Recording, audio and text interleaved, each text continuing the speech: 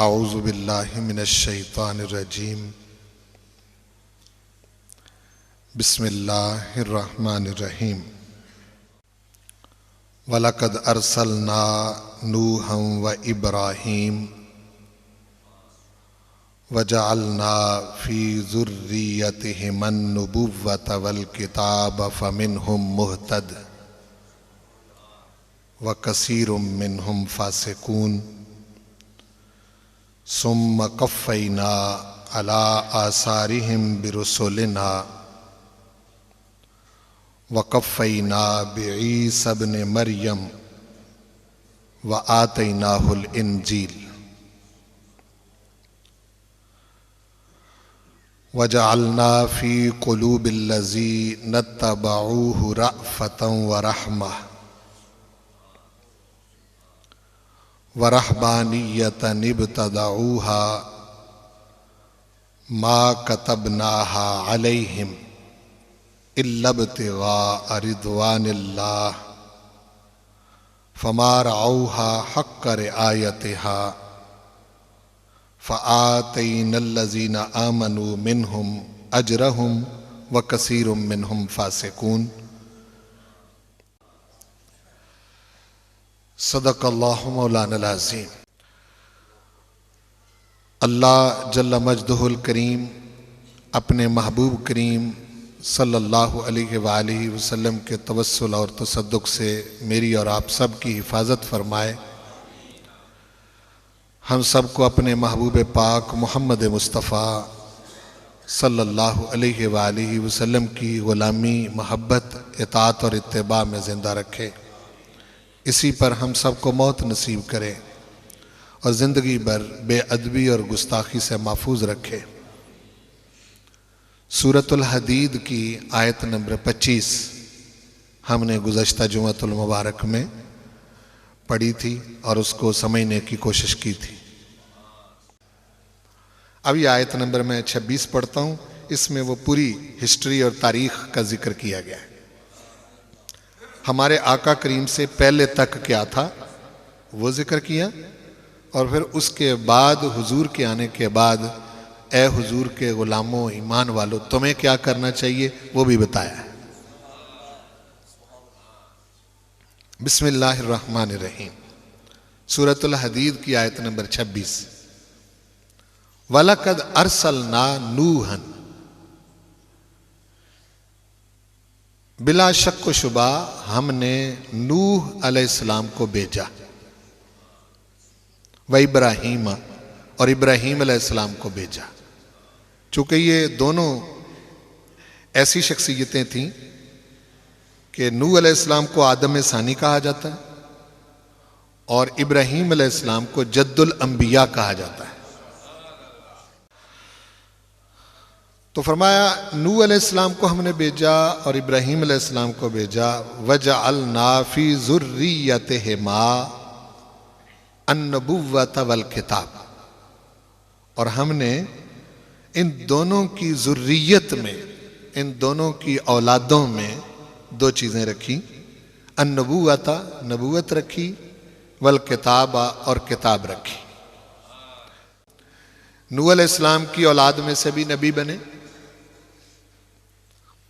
और इब्राहीम अलैहिस्सलाम की औलाद में तो कसीर तादाद में नबी बने। आप से दो शाखें हो जाती, एक बनी इस्माइल, उसमें तो सिर्फ एक ही नबी, वो हमारे आका करीम है, और एक बनी इसराइल, इसमें हजारों की तादाद में अल्लाह ने नबी भेजे। एक लंबा सिलसिला है। तो फरमाया नबूवत भी रखी उनमें, वल किताबा, और किताब भी रखी।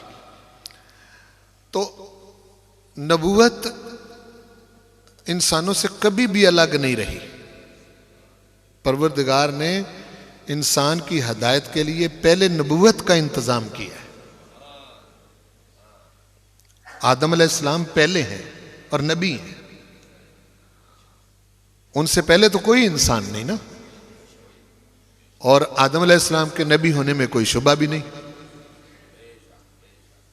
तो नबूवत का पहले इंतजाम किया, यानी गोया कि इसकी जो रूहानी तरबियत और जिस बखेड़ों में पड़ के इसने गफलत का शिकार हो जाना था, तरीके जो अल्लाह ने बताए हैं जिंदगी बसर करने से, उससे दूर हो जाना था।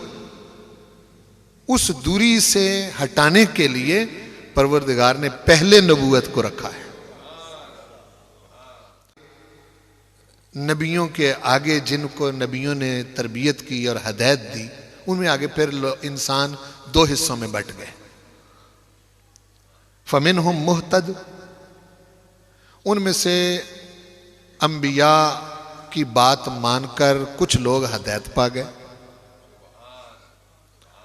व कसीर मिनहुम फासिकून, और ज्यादातर उनमें नाफरमान हो गए।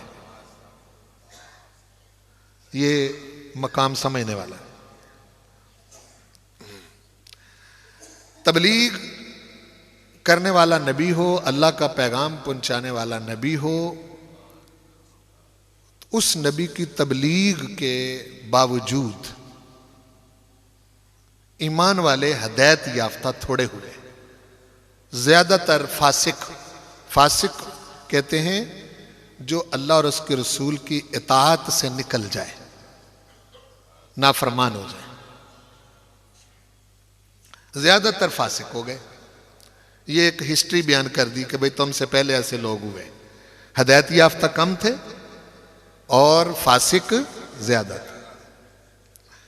सुम्मा कफ़ैना अला आसारिहिम बिरुसुलिना, फिर उन्हीं नबियों के नक्श कदम पर हमने बिरुसुलिना और भी अपने रसूलों को भेजा।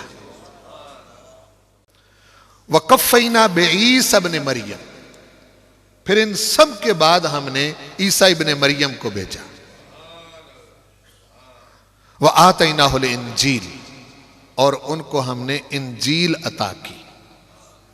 ये सब वो बातें हैं जिनकी निस्बत परवरदिगार इस आयत में अपनी तरफ कर रहा है। हमने यूं किया, हमने यूं किया, हमने यूं किया। समझ रहे हैं? और ये बातें परवरदिगार अपने महबूब मोहम्मद मुस्तफ़ा सल्लल्लाहु अलैहि वसल्लम के कल्ब मुबारक पर नाजल कर रहा है, यानी हुजूर को बता रहा है ना। हाँ जी, हुजूर हमें बता रहे हैं ना आगे। आप वास्ता हैं इन बातों का। सबके बाद ईसा इब्न मरियम को भेजा और उनको इंजील अता की। ये इंजील नहीं है, ये वाली जो इस वक्त मौजूद है, ये इंजील, ये तो 4 इंजीलें, तो कुरान मजीद तो एक ही इंजील का जिक्र कर रहा है ना। इस वक्त तो ये यूहन्ना, इंजील लूका, इंजील मती, इंजील मरकस, ये 4 किस्म की इंजीलें जिनको वो अपने यहाँ वैलिड समझते हैं। यूहन्ना, लूका, मती, मरकस, ये ईसा इब्न मरियम अलैहिस्सलाम के हवारी थे। उन्होंने फिर जो रवायत किया उसको अलग अलग इन्होंने तहरीर करके, एक वक्त में तो बहुत ज़्यादा रही, फिर उनमें से छांटी करके इन्होंने 4 पर इत्तेफाक किया ईसाइयों ने। तो अब ये 4 को दुरुस्त मानते हैं। और अजीब इत्तेफाक है कि 4 ही इंजीलें, उनमें ऐसे मज़ामीन मौजूद हैं जो एक दूसरे के खिलाफ हैं। और इसी का जिक्र किया, ये नहीं कहा कि आतैनाहुल अनाजील, कि हमने इंजीलें अता की। आतैनाहुल इंजील, हमने उनको इंजील अता की। हमारा इस पर ईमान है कि उनको किताब की सूरत में इंजील मिली। वजअलना फी कुलूबिल्लज़ीना तबऊहु रअफ़तन व रहमा, वो लोग जिन्होंने ईसा इब्न मरियम अलैहिस्सलाम की पैरवी की, उनके दिलों में हमने 2 सिफतें पैदा की। जालना, हमने डाल दी, फी कुलूबिल्लज़ीना, उन लोगों के दिलों में, इत्तबाऊहु, जिन्होंने ईसा इब्न मरियम की पैरवी की, इत्तिबा की। कौन सी 2 चीजें? रअफ़तन व रहमतन, नरम दिली और शफकत। ये उनकी सिफत बयान की है कुरान ने। अगर आज भी कोई ईसा अलैहिस्सलाम को मानने का दावेदार है तो तो उसका ये काम नहीं है कि अगर उसको ताकत मिली है तो वो मुल्कों पर हमला करके मुल्कों को तहस नहस कर दे। अगर क्रिश्चियन अपने आप को ईसा इब्ने मरियम का पैरोकार समझते हैं तो ईसा इब्ने मरियम ने जो अपनी उम्मतियों को सिखाया वो कुरान मजीद फरमा रहा है, दो चीजें सिखाई, रफ़तन व रहमतन। उनकी तबलीग ऐसी तबलीग थी कि तबलीग पर अमल करने वाले का दिल नरम हो जाता था। ईसा इब्ने मरियम वो हैं जिन्होंने जरा दुनिया से अलग थलग होके और तरह से जिंदगी बसर की है। समझ आई ना? शादी आपने नहीं की। दूसरी बात यह कि आप जाहिरी दुनिया के वसाइल इतने ज्यादा इस्तेमाल नहीं करते थे,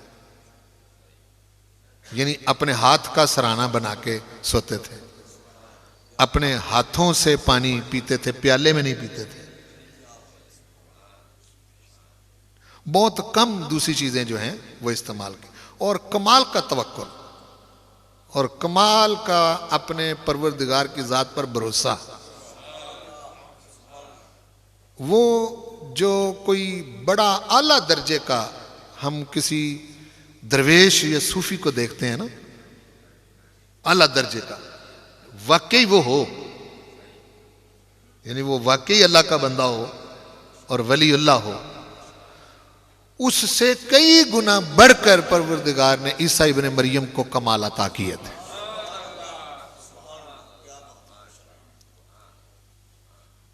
ये एक रूहानी सफर है और यहां कुरान मजीद हमारी तरबियत कर रहा है हुजूर के गुलामों की। अगर ईसा इब्ने मरियम को जो कुछ दिया वो आप जानते हैं, इंजील भी दी और उनके वजूद के अंदर इतनी बरकत रखी, इतनी बरकत रखी कि पैदाइशी नबीना उनके सामने आ जाए तो आप अपना हाथ उसके चेहरे पर फेरते थे तो बीना हो जाता था। ये बरकत, बाबरकत वजूद है। पैदाइशी कोड़ा हाथ फेरते तो ठीक हो जाता, बरस ज़दा ठीक हो जाते। आप इशारा करते कब्र की ऊपर खड़े होकर तो मुर्दे जिंदा हो जाते। और कुरान मजीद इरशाद फरमाता है कि मिट्टी के परिंदे बना के उसमें फूंक मारते उड़ने लगते। जो लोग घरों में खा के आते बताते तुम ये खा के आए हो, वमा तद्दा खैरून, जो जमा करके आते वो भी बता देते, है ना? ये उनके अंदर कमालात रखे। रहबानियत, रहबानियत अलग थलग रहना, अलग थलग रह के अपने रब से लो लगाना, अपने रब के साथ अपने ताल्लुक के तार जोड़ना। लेकिन उस रहबानियत के अंदर इब्तदाऊहा, उनके मानने वालों ने फिर बाद में नई नई चीजें शामिल कर ली। वो ईसा अलैहिस्सलाम का मिजाज नहीं था। मा कतबनाहा अलैहिम, वो चीजें हमने उन पर फर्ज नहीं की थी।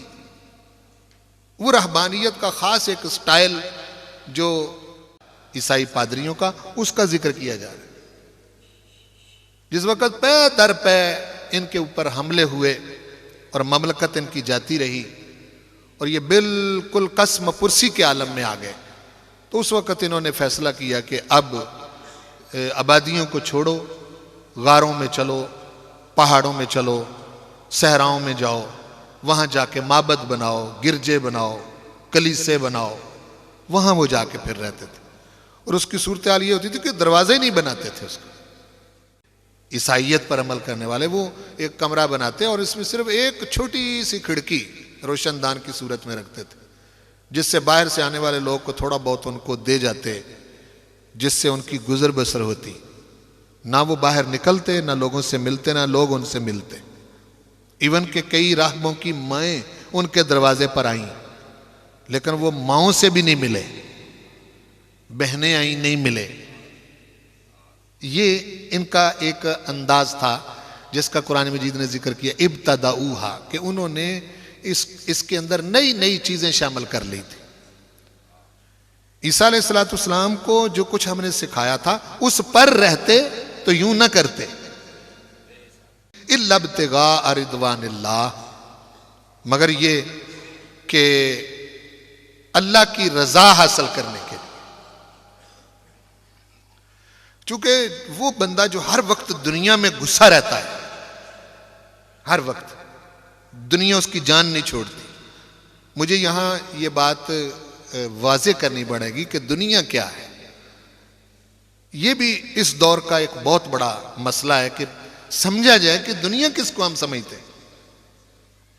याद रखें कि ये तना हुआ आसमान, ये बिछी हुई जमीन, ये सूरज, चांद, तारे, दरख्त, दरिया, समंदर, नहरें और इसके अलावा फल फूल, दरख्त, आबशारें और सहरा, इंसान के साथ जुड़ने वाले ताल्लुकात, उसके रिश्ते, उसकी माँ बाप, बहन भाई, बेटे बेटियां, दोस्त, अजीजदारियां, ये दुनिया नहीं है।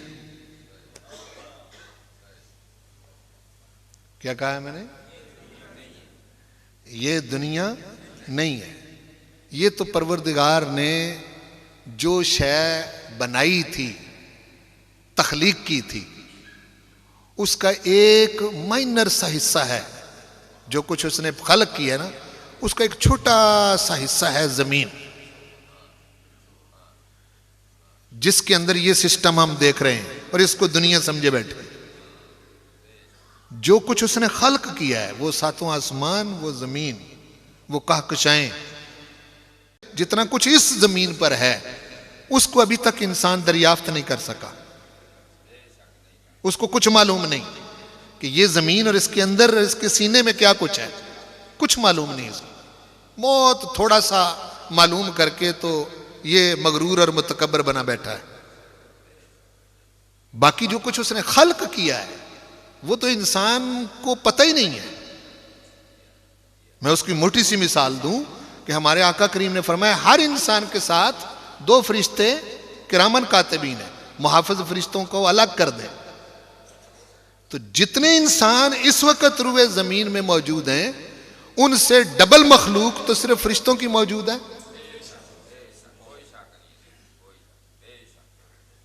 जिसको ये इंसान नहीं देख रहा,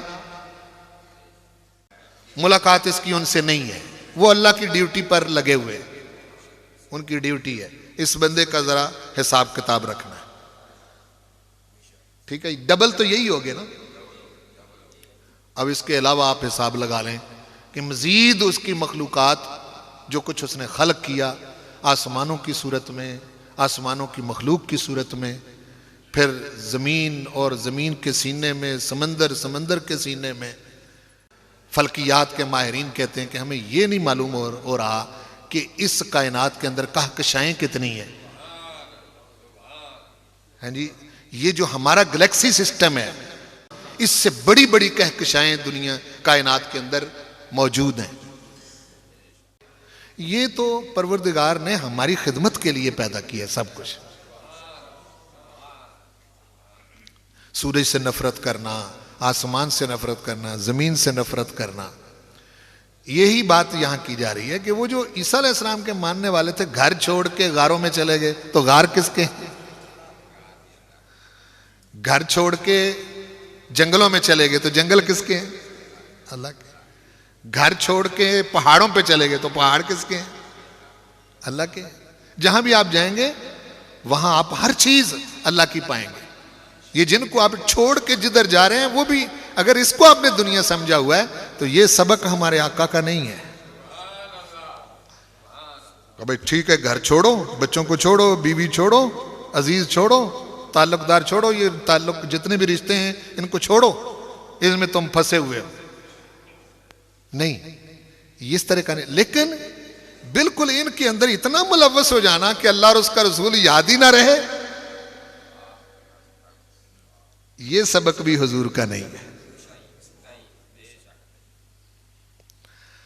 उसकी मैं बड़ी मिसाल आपको देता हूं, हज उम्रे की। ये लिबास उसको कोई ना पसंद है, ये वाले, ये जो हम पहने होते हैं, ये टोपियां, ये जुब्बे, ये जो कुछ भी आप पहनते हैं, कोई शरीयत, कोई इस्लाम, कोई दीन मना करता है इनसे? अगर मना हो तो फिर तो आप नमाज ही ना पढ़ सके। ये सारा कुछ आप रंगारंग टोपियां पहने हुए बैठे हुए, लिबास अलग अलग पहने हुए, मना तो नहीं ना कर रहा। लेकिन जिस वक्त वो उम्रा करवाता है और जिस वक्त वो हज करवाता है, उस वक्त ये सब कुछ उतरवा देता है। उतरवा देता है ना। वो कहते सिर्फ 2 अनसिली चादरें तेरे ऊपर होनी चाहिए। कभी इन लिबासों से, इस चमक दमक से बाहर निकल के मेरे पास भी आके देख। ये हिकमत है उसमें। वो 2 चादरों में क्या रखा हुआ है।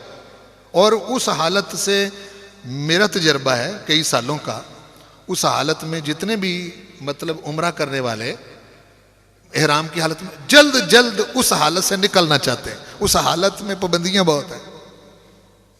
उम्रा करो और उतारो एहराम। कई चीजों से उसको छुड़ा के जो इस हालत में उसने रखा, उसको ये सबक सिखाया कि कभी कभी तन्हा भी मेरे पास, कभी कभी मेरे साथ अलग हो के भी देखा कर। ये जुहद फिल इस्लाम जो है, इस्लाम के अंदर जो अलग थलग कभी कभार होना ये रखा है। 24 घंटे बच्चों को ही टाइम देना, 24 घंटे काम में लगे रहना, 24 घंटे दोस्तों के साथ गप्पे हाँकते रहना, 24 घंटे खेल तमाशे में रहना और 24 घंटे सोना खाना है जी और खराटे लेना और हर वक्त दुनिया में मुब्तला रहना। इससे परवरदिगार नबियों के जरिए बंदे को निकाल के कभी कभी अपनी बंदगी में लाना पसंद करता है। कोई फर्ज थोड़ा है जी, कोई लाजम है जी, कोई वाजिब थोड़ा है। ये इन चक्रों में लगा रहता है, हालांकि वो उसे अपनी कुर्बत में लाना चाहता है, अपनी कुर्बत में लाना चाहता है। जो मजा तूने बच्चों में रह के देखा है, जो मजा तूने दोस्तों की सोबत में देखा है, जो मजा तूने गप्पों शप्पों में देखा है, खेल कूद तमाशे में देखा है, कभी मेरे पास भी आ, मेरे साथ बात करके भी देख। तुझे पता चले कि मैं किसी खास माहौल में आया हूं, किसी खास माहौल में आया हूं। फिर मैं तुझे वहां खड़ा करके, जहां मैं कई 100 एक ही वक्त में रहमतें नाज़िल करता हूं, और ये सारी उम्र लगा रहता है जमा तफरीक में, जमा तफरीक में लगा रहता है। कहते हैं ये काम खत्म हो जाए फिर सही, ये खत्म हो जाए फिर सही। वसाइल भी होते हैं लेकिन टाइम नहीं है। कहते मसरूफियत बड़ी है, हाँ जी, काम बड़े हैं और इन कामों से निकलना नहीं चाहता। हालांकि वे देखें, जब कुरान नाज़िल हुआ है, अगर ये बिल्कुल अलग थलग होना जो है ये बेमाना हो, जिस तरह के बाज उलमा इस तरफ गए हैं, वो कहते हैं नहीं जी नहीं, ऐसा नहीं। आका करीम मक्के की पुर रौनक आबादी को छोड़ के गारे हिरा पे जाके नहीं रहते रहे। अगर सब कुछ बंदों के अंदर बैठ के ही मिल जाना हो तो फिर तन्हाई का क्या मतलब है। बाज़ औक़ात इनसे अलग होना पड़ता है और उसी में खैर है, होना चाहिए, अलग होना चाहिए कभी कभी। लेकिन इतना मुलव्वस हो जाना, इतना मुलव्वस हो जाना, मना तो नहीं करता इस्लाम, मना तो नहीं करता कि आप अपनी बीवी के पास बैठे रहे 10 घंटे बैठे रहे, बच्चों के पास जितनी देर मर्जी बैठे रहे, दोस्तों के पास बैठ के गप्पे लगाते रहे जितनी मर्जी लगाते रहे, लेकिन अलग होना जरूरी है। अगर आपने कुछ लेना है तो, कुछ लेना है तो फिर अलग होना जरूरी है। और उस हालत में, एहराम की हालत में हज करवाने का क्या मतलब है, एहराम की पाबंदियां लगाने का क्या मतलब है। वहां कोई वो जो पाबंदियां लगाई हैं वहां तो हमने कभी वो माहौल ही नहीं देखा हरम की हुदूद में। ये जो शिकारी लोग होते हैं, ये भी एंजॉय करने के लिए शिकार करते हैं ना। अच्छी खुराकें, हिरन के गोश्त, खरगोश, दीगर, हैं जी, तितर बटेर, उनके गोश्त खाने के लिए ही शिकार करते हैं। लेकिन उससे निकाल के फरमाया शिकार, शिकार तो बहुत दूर की बात है। अगर शिकार की तरफ इशारा भी किया तो दम पड़ जाएगा। रखा नहीं रखा, चूंकि सोहबतें अपना असर रखती। बोलो, सोहबतें अपना असर रखती हैं। जहां बंदा बैठता है वहां माहौल का उस पर गलबा होता है। जहां जहां भी आप बैठते हैं, 2, 4, 5, 10 दोस्तों के पास आप बैठे, आपको मालूम हो जाएगा, पता चल जाएगा। हर अलग अलग मजलिसों के असर, अलग अलग सोहबतों के असर, अलग अलग महफिलों के असर उसके ऊपर पड़ते हैं। तो वहां कोई बैतुल्लाह शरीफ में अल्लाह थोड़ा बैठा हुआ है, लेकिन वो वहां बुला के अपने पास उठा के अपनी सोहबत में ये तो कहता है कि तुम मेरे पास आया है। अकीदा तो यही है कि वहां कोई खुदा बैठा हुआ है। वो खुदा जो काबे का है, वो ही खुदा शाहीनाबाद का है। ऐनमा तुवल्लू फसम्मा वजहुल्लाह, वहां क्यों ले जाना चाहता है? कहता नहीं, माहौल, तेरे माहौल ने तुझे बड़ी सारी गफलतों में रखा हुआ है, इनको छोड़, 2 सफेद चादरें पहन, ये तुझ पर पाबंदी है, मेरे माहौल में आ। जब तू यहां से हो फिर मेरे महबूब की सोहबत में आ। ठीक है ना? इसलिए ये चीजें रखी है। अल्लाह आप सबको नसीब करे और इंशाल्लाह नसीब करेगा। वरहबानियतन इब्तदाउहा मा कतबनाहा अलैहिम, अलग थलग रहना उन पर हमने इस तरह से नहीं फर्ज कर लिया था कि वो ऐसे कमरे बनाएं जिसका दरवाज़ा ही ना हो, एक रोशनदान हो जिससे वो कभी कभार जो है वो बाहर वाले लोग कोई शय लटका दें तो वो खा पी लें, और कई कई साल का रोज़ा रखना और अपने ऊपर पाबंदियां लगा लेना, इस तरह की कोई चीज़ हमने फ़र्ज नहीं की थी। लेकिन उन्होंने इख्तियार कर ली तो फमार आओ हक का रियायतिहा, पहले अपने ऊपर इख्तियार कर ली लेकिन फिर वो उसका हक अदा न कर सके। जितना उसका हक बनता था उसका हक अदा न कर सके। अलग थलग तो दुनिया से हो गए, लेकिन अलग थलग होने के कुछ तकाजे हैं। दुनिया से अलग होके अल्लाह का बंदा बनके तन्हा रहना, अल्लाह का बंदा बनके तन्हा रहना, ये इसलिए जायज है कि तन्हा हो तो फिर उसी के साथ रहे।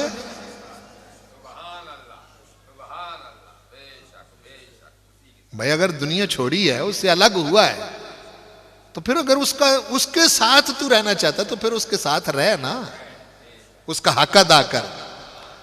अल्लाह के साथ तूने लो लगाई, अल्लाह का बंदा तू बनना चाह रहा है, फिर उसके तकाजे पूरे करो। इरशाद फरमाया फ़आतैनल्लज़ीना आमनू मिनहुम अजरहुम, उनमें से जो फिर ईमान वाले थे, जो ईसा अलैहिस्सलाम की तालीमात के मुताबिक चले, हमने उनको उनका अजर दिया,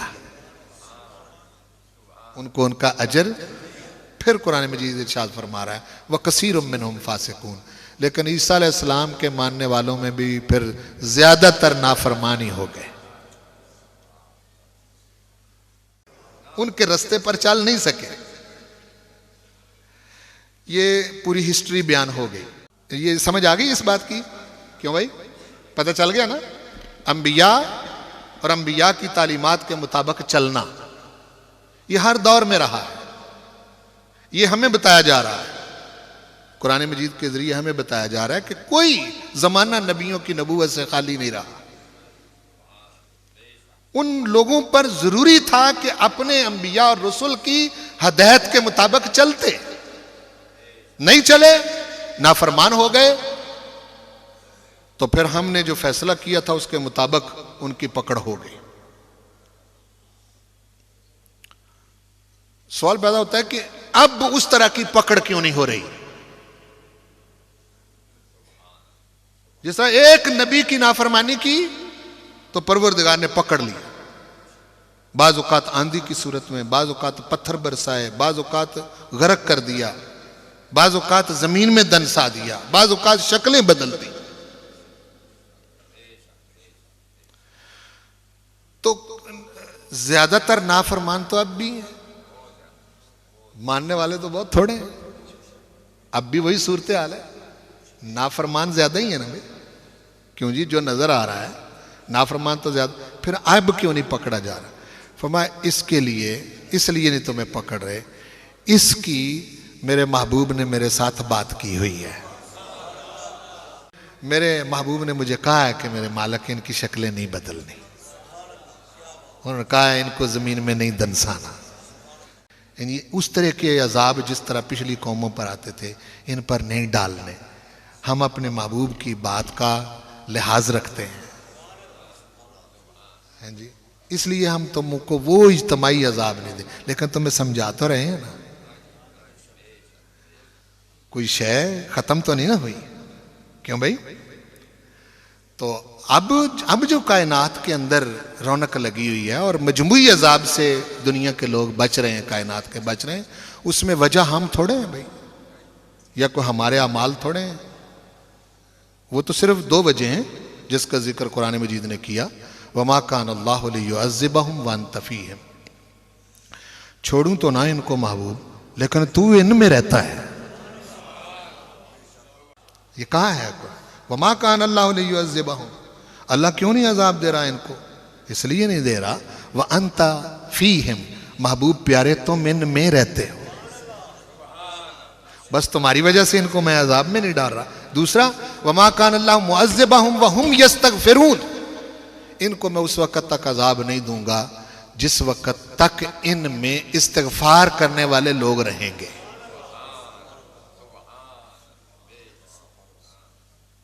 इस्तिग़फ़ार करने वाले, बदअमालियां दूसरे कर रहे हैं, उनकी जगह माफियां कोई और मांग रहा है।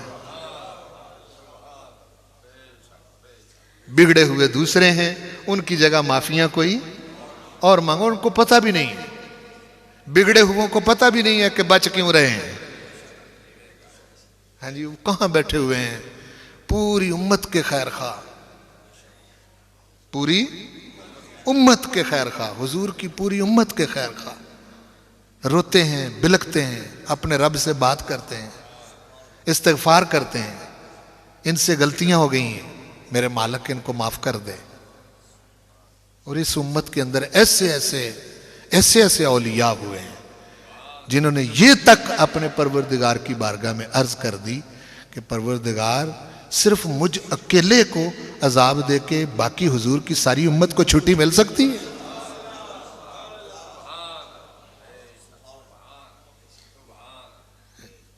ऐसे ऐसे लोग इस उम्मत में हुए, और वो जो उनके खिलाफ बकवास करते हैं उन्हीं के हक में दुआएं कर रहे हैं, इल्तिजाएं कर रहे हैं। ये हर घर में मौजूद है। हाँ जी, वो आपका बाप हो सकता है, वो आपकी माँ हो सकती है, वो आपका कोई अजीज हो सकता है, वो भी हो सकता है जिसका तुम्हें पता ही नहीं है। ठीक है कि नहीं? क्योंकि वो शरपसंद लोग तो होते नहीं ना, बोलो ना, फसादी तो नहीं होते। वमा कान अल्लाहु मुअज़्ज़िबहुम व हुम यस्तग़फ़िरून, अल्लाह ताला इनको अजाब नहीं देगा उस वक़्त तक जब तक इनमें इस्तिग़फ़ार करने वाले लोग मौजूद हैं। मुस्तग़फ़िरीन मौजूद हैं, उस वक़्त तक इन्हें अजाब नहीं दें। अब इसके फौरन बाद अल्लाह ताला हुजूर के ग़ुलामों को मुखातब है, तो वो इंशाअल्लाह अगले जुम्मतुल मुबारक में अर्ज़ करेंगे। वमा अलैया इल्लल बलाग।